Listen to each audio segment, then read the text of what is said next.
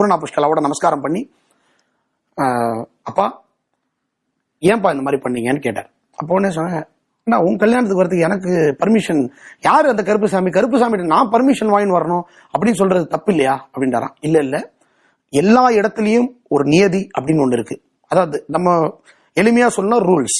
எல்லா இடத்துலயும் ஒரு ரூல்ஸ் இருக்கு, ஒரு விதிமுறைன்னு ஒண்ணு இருக்கு. அதை கண்டிப்பா யாரா இருந்தாலும் கடைபிடிச்சுதான் ஆகணும்.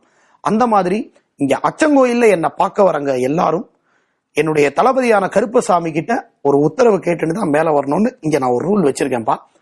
அந்த ரூல்ஸ்க்காக தான் உங்களை அப்படி சொன்னமே தவிர நீங்க இதுல எதுவும் தப்பா எடுத்துக்க வேண்டாம் அப்படின்னு சொல்றாரு. அப்ப கருப்பசாமிக்கு என்ன சொல்றதுன்னு தெரியல.